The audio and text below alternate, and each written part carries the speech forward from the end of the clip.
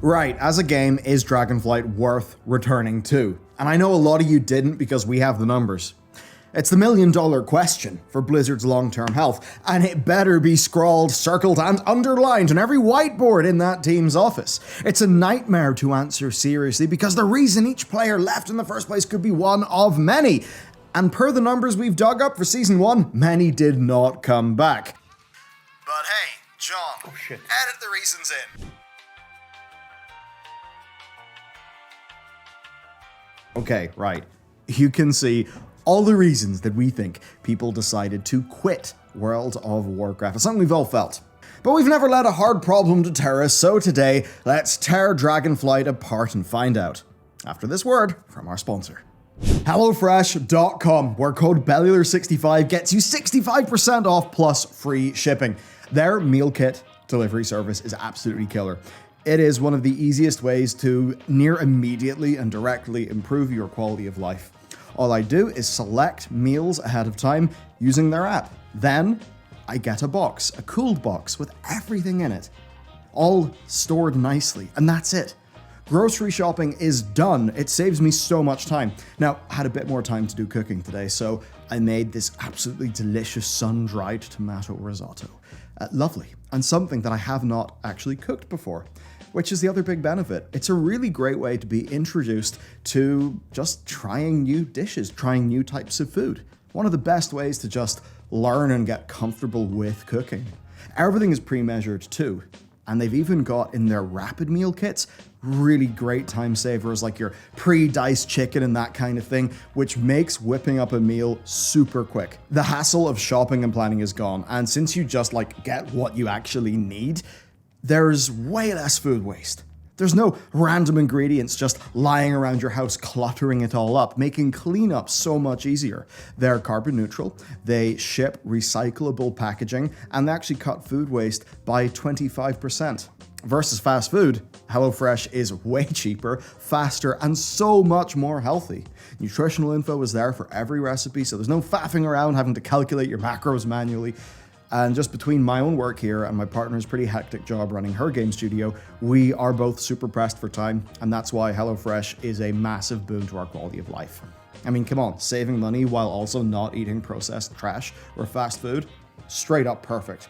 You can check them out below at the link where code BELLULAR65 gets you 65% off. Alright, so those reasons we threw up on the screen, you see them as just words, but they seriously are real reasons why real people decided to quit WoW and never come back. So I think if we're going to answer if Dragonflight is worth coming back to, we should find out if these 10 reasons to quit World of Warcraft are still valid in 2023. Well, this is simple and obvious. Shadowlands had 2 patches in the same time we'd usually have 3, and there was nothing in between those patches really of substance. And they were pretty light on things to do that didn't involve circling around a zone for rare spawns and the usual seasonal content, including the same 8 dungeons for 2 years, with only 2 being added. Dragonflight actually changes the game in that hardcore. The expansion itself shipped with a metric ton of world content. So much that for the first few weeks it was kind of overwhelming. We kept on finding new things to do. So if you're a casual player with only a few hours a week to play, there honestly is tons of world content to do. Farm out, stuff to discover. And as for the seasonal content, well, they've added updated dungeons from old expansions to Mythic Plus, so they can actually rotate a completely new set of 8 dungeons every season. And honestly, going back to those old dungeons is something that as a player that played them when they were current, I really enjoy. So if you didn't play them when they were current, well, it kind of may as well be new content to you, honestly. Now on top of that, in the next patch the game's getting, likely this month, we're getting a monthly rotating vendor that you can earn pretty damn cool rewards from by doing some new challenges, trying some stuff out. They're also bringing the Mage Tower back for good after re-architecting it. It honestly feels like a new era, having rotating seasonal content and non-seasonal fixed content. I mean, the game finally has a roadmap, and it actually shows off a, relative to WoW's past, very aggressive schedule. So honestly for us, reason 1 to quit WoW is thankfully now dead. Blizzard has taken an absolute 180 with Dragonflight, resulting in almost nothing that one must do that they do not wish to do. This anti-chore design leaves one's gameplay completely free, never allowing the growing resentment to build up. There's no Torghast that you feel obliged to do, no legendary to grind and buy, no Korthia spam for sockets, no Zereth Mortis rep for Unity. Just do whatever the hell you want. And that makes it possible for one to play as much or as little as they want and still have a good experience. Of course, unless they are really trying to push super high Mythic Plus or are a Mythic Raider, but reality, that ain't most people. The WoW gameplay loop will not change if you are truly bored with it. That is the reality. Dragonflight is not going to give you something drastically different from a typical season of raiding in Mythic Plus. There is no new pillar of gameplay and nothing incredibly exciting. But nevertheless, the game itself is more entertaining. The lack of chores allows you to dive in and out whenever you want, even though, sure, if you slack a bit, you might be a tad behind the normal gearing curve that would exist in any game, but the chore-like stuff, as I said, is dead. The new talent trees then, they may lead to some meta-gaming, and a few specs require improvements, but those who want to experiment with different gameplay styles and rotations on their spec benefit greatly. Most specs in the game are actually in a great condition. It is reasonable to say that the WoW combat is in most cases faster and more enjoyable than it's been in a very long time indeed. Certainly, from my subjective experience, more so than BFA or Shadowlands. Even the specs that do need some work are getting their changes much faster. The 10.0.5 patch is bringing in the kinds of changes we used to get in 9 months, in like 2 months. Dragon riding then keeps moving and just going around the world engaging. Even long after the expansion has released now, it is still speedy, fun, and the lack of basically needing to AFK or Alt-Tab is actually, real talk, really big. I know so many people, they want to Alt-Tab and do something with one hand. Alt-Tab, look at Twitter, which is always a mistake. Here's the deal though, if you're Alt-Tabbing during the game to check your Twitter or some other distraction, you're not in the game anymore. And maybe we got used to that and we think it's something that we like, but it turns out when a game is actually just an unbreaking stream of engagement, it is in fact far better. There's also better world content, which can add a bit of variety to your day.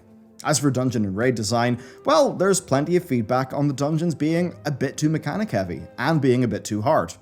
But on reasonable difficulties, they are mostly everything you could ask for. They are visually quite spectacular and great. They are fun to play through. They have strong fantasies.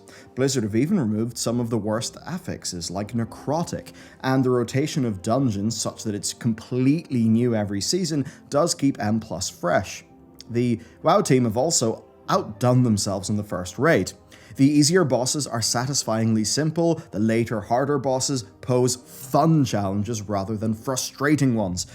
And honestly, compared to Shadowlands, our guild's raid nights have been incredibly enjoyable. So, for all this, I say that Reason 3 should be dead.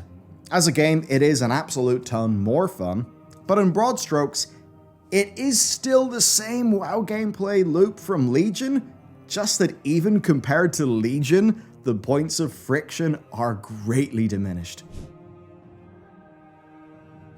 The chances of your spec dying in Dragonflight are fairly low, most are alright. However, the Frost Mages and Rat Paladins are having a bit of a difficulty sometimes finding pug groups for raiding and Mythic Plus. Now fortunately, Blizzard has been prompt in redesigning and rebalancing broken specs, although not fast enough to prevent dead specs for a patch.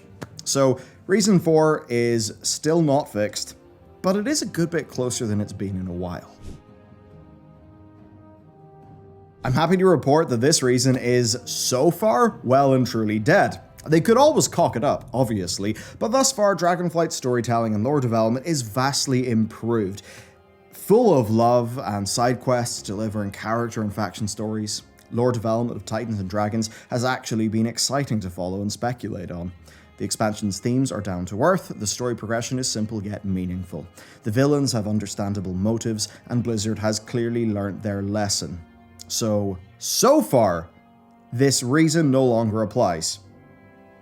But real talk, I don't fully trust them yet, and I'm watching closely.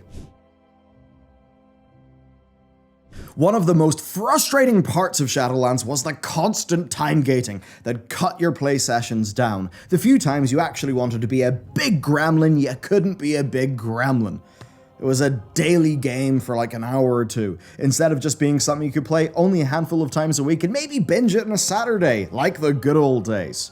Now look, there still are hard locks on gearing in the normal ways that always have been there, like raid lockouts. Of course, the vault is still its weekly self, and is your best source of gear. You've got capped valor, capped conquest. But every other gate in the game is soft. If you have 14 hours free on a Saturday and like none for the rest of the week, you can spend that entire time doing M+, or farming out your renown via world content, and you'll get rewarded. Now, it may have diminishing returns in terms of efficiency compared to just doing weeklies, but you basically can always progress unless you are at the absolute peak of gear and the vault is the only upgrade. Now that being said, the highest end of gameplay is harder than maybe ever before, and there is still obviously RNG in your gear, and there are times where you can feel like your time is a bit wasted, but there's a really great level of fallback with the very high level crafted gear that honestly does feel fantastic. So overall, this reason is, at least compared to Shadowlands and BFA, dead in the water. Well, this is a hard nut to crack. All your friends are gone. I can't do shit about that, so honestly, we're just gonna have to go to another reason. Because yeah, if you can't get those people back, then they're gone, and you don't have that tie to the game anymore. While the game is a hell of a lot better, as we covered, it is in many ways more of the same, which for some is not enough. Blizzard's focus was on stopping the bleeding, more so than anything else, and on that they have succeeded, right? But now their next step needs to be decorating the shop window, right? The part that lapsed players and prospective noobs will see and go, hell yeah, I want to play this game. More content will help, but the next few announcements, I mean, they need to be good. They really do, especially with other MMOs coming in and stealing Blizzard's lunch after years of slip-ups. I mean, our guild is a lot more active than it's been since the launch of Shadowlands, but our preliminary numbers from when Dakor and our team did his deep dive research into the, not just Mythic, but the raiding populations, they did show about half of the instance activity as at the start of Shadowlands. And that means that, at least for the population who falls within the data that we've been collecting for the last, 3 years, hell yeah, people are still burnt in the game, and still not excited to come back. And if that means that your friends are gone, that is Blizzard's bad. Reasons 7 and 8 to quit WoW then are still valid. Blizzard are hopefully, though, and seemingly so far, on the slow grind to changing them. Sadly, this is another loss for Dragonflight. Unfortunately, pugging is still a shit show. It's a nightmare. I mean, if you're a fire or frost mage right now, good luck! Or whatever the hell is at the bottom of Wowhead's DPS rankings. Yeah, there's a chance you could struggle trying to get Mythic Plus groups going, and that does kind of suck. Also, group loot has resulted in pug raids sometimes being a frustrating experience, when it shouldn't have been, because guess what, everyone? It turns out the loot rules are not fully working. So yeah, it does allow for literal loot ninja bullshit, and that is so frustrating, because the rules that they outlined in their blue post were, good. But we've seen stories from people that go straight up against the loot rules that Blizzard posted. I mean, we've had people get ninja'd, and then have the ninja try to sell them the loot back because it's still within the trading window. That's bullshit. Blizzard must fix this as soon as is humanly possible.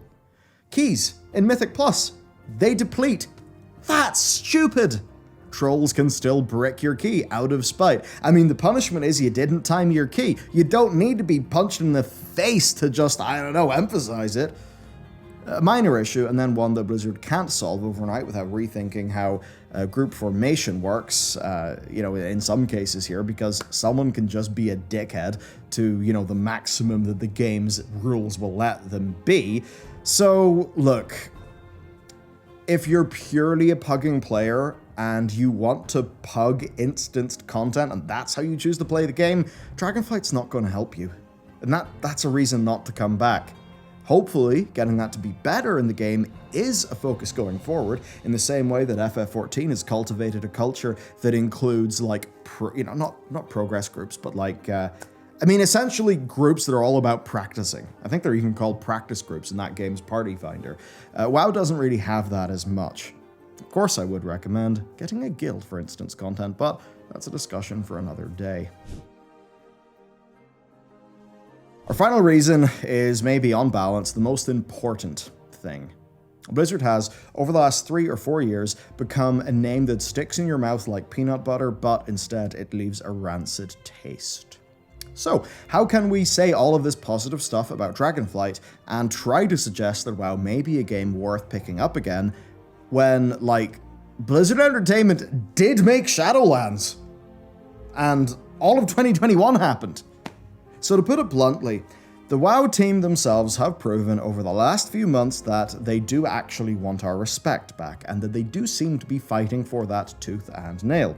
They appear to have solved a lot of their cultural and staff problems, right? We have heard that the people who did the bad things broadly have been eliminated. So they appear to be earnestly trying to do that. Even if it's because they realized it could just damage their ability to make money, but hey, it is what it is. Money, companies. In terms of content, the WoW team is now over 700 people. They recently acquired a full studio on the other side of the country just to get more content out in Dragonflight and beyond. That's the acquisition of the 100-person team behind Spellbreak, who used to be Proletariat, still are called Proletariat, and now serve as Blizzard's branch in Boston. As well as more people, also, the leadership structure has changed. I have to wonder if the few people at the top of Warcraft, probably good people, but also probably just stretched too goddamn thin for anyone to do a good job. So we have seen the structure be changed. Now John Haidt and Holly Longdale are heading up Warcraft. And while, Ian Hazzikostas, the game director for the last, long period of time, is still the game director, the difference now is there are 2 associate game directors.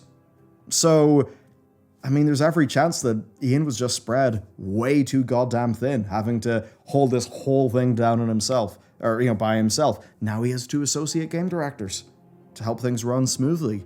And when you look into the background of the 2, those 2 associate game directors and Ian, they all have very, very clear past strengths in different elements of World of Warcraft, which certainly is good to see, right? So they've got more leaders. That means more people to help actually steer the game in a good direction, and I think that is something that they lacked before. Not because anyone is a bad person or super incompetent, probably because of the bullshit that happens in any company. And now there is more leadership to do leadership, which is good. Also, they've been communicating way faster than before and in new ways. This is clearly not the same team that made Shadowlands. It is a lot of the same people, but their output proves they're different. So clearly they want your respect back. Clearly they are fighting for it. Actually, Holly pretty much admitted that, yeah, they know the ball was totally dropped in the past and they want to make it better in a tweet reply to me, which, that's pretty fucking respectable, I would say.